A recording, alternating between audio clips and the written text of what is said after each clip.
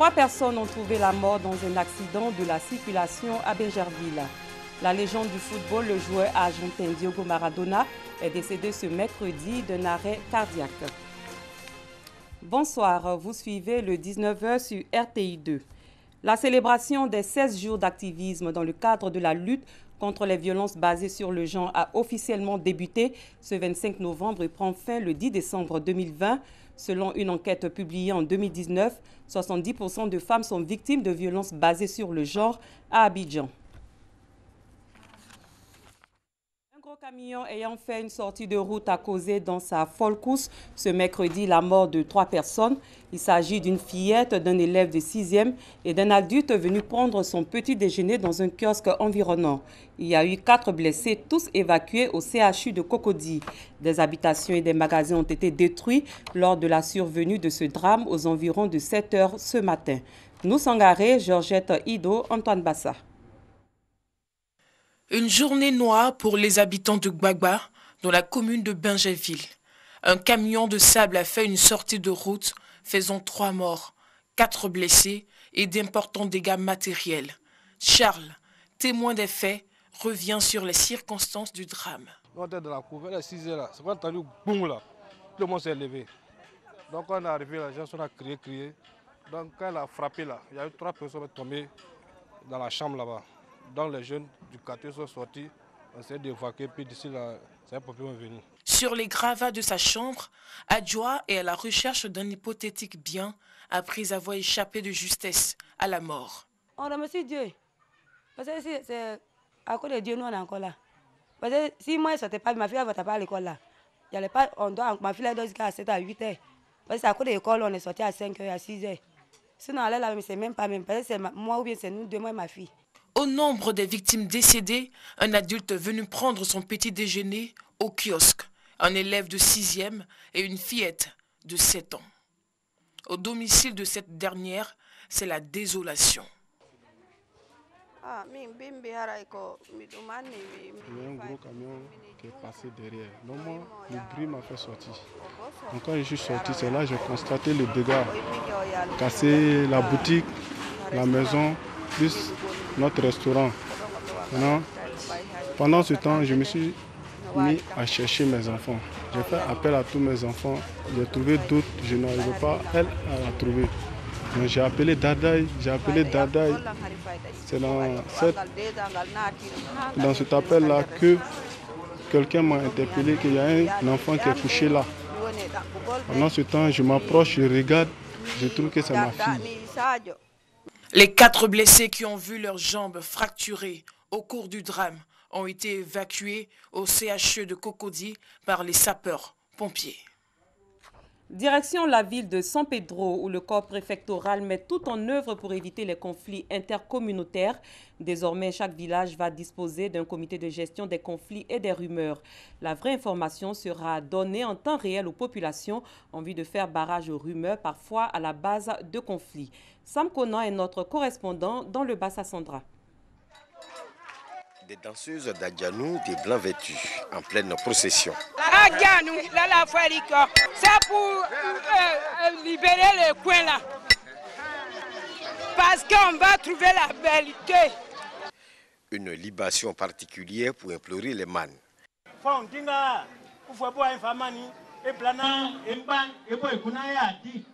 Nous sommes à Dosakassou, l'un des 5 villages qui constituent le Vébaoulé dans la sous-préfecture de Gabiadji. Ici, des incidents ont émaillé le scrutin présidentiel du 31 octobre dernier. Ce qui s'est passé réellement, nos parents n'ont pas voté. Les jeunes qui sont allés attaquer les urnes et qui ont cassé presque toutes les urnes dans nos villages. Bon, après ça, ils ont barré la route. Ils ont empêché l'accès à quiconque voulait rentrer dans les villages. Ils ont été mal informés. Les gens, vous savez qu'il y a des éléments extérieurs toujours à nos villages qui intoxiquent la jeunesse.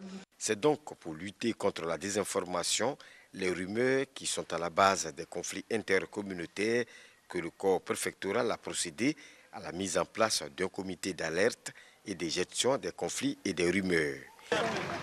L'un des facteurs de ces conflits, c'est on dit. Chacun passe ici, il s'en va dit aux choses rien que pour cogner la tête des communautés. Donc, monsieur le préfet a bien vu en mettant en place un comité de veille.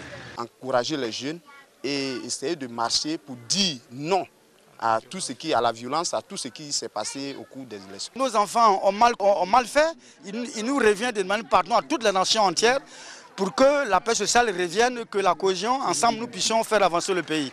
À Grand Bérébi également, la rumeur a failli entraîner des troubles entre des communautés. Ce qui a failli se passer à Grand Bérébi, c'est une rumeur qui a dit qu'une communauté devait s'attaquer à l'autre. Ici aussi, un comité d'alerte et de gestion des conflits et des rumeurs a été mis en place. Le sous-préfet réunit des personnes dans chaque village, dans chaque campement, pour remonter les informations qui pourraient être contradictoires.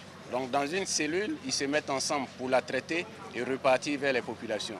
Je pense que de cette manière, on pourra être au même niveau d'information.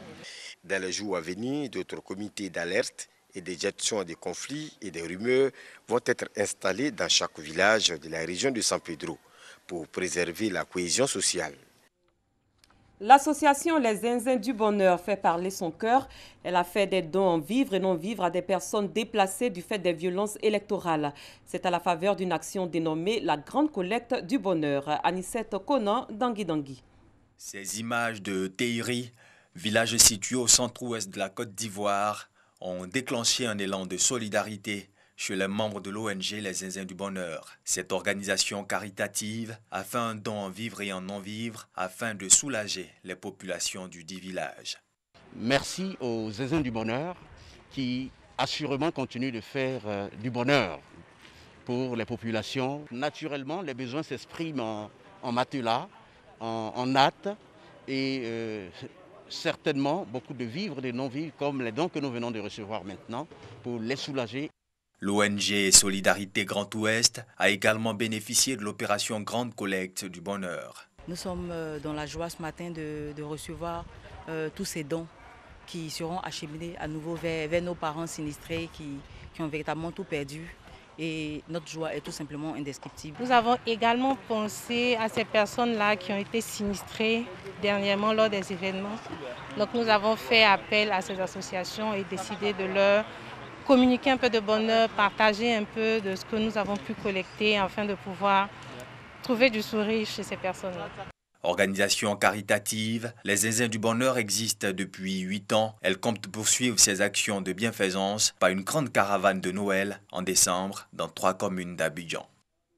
À l'étranger, au Burkina Faso, le président sortant Roch Marc Christian Kaboré est en tête de la présidentielle couplée aux législatives de dimanche dernier avec 593 557 voix, soit 58,14% des voix. Il est suivi du chef de file de l'opposition Zéphirin Diabré avec 148 798 voix, soit 14,57%, et Edi Komboego du Congrès pour la démocratie et le progrès CDP avec 139 017 voix, soit 13,62%. Selon les résultats provisoires de 190 communes sur plus de 300 compilés par la Commission électorale nationale indépendante. 13 candidats dont le président sortant Roch Marc Christian Kaboré sont en lice pour la présidentielle alors que 96 partis, 5 formations politiques et 25 regroupements d'indépendants, soit un total de 10 652 candidats se disputeront les 127 sièges du Parlement. L'ancien président du Niger, Mamadou Tandja, est décédé ce mardi 24 novembre à l'âge de 82 ans.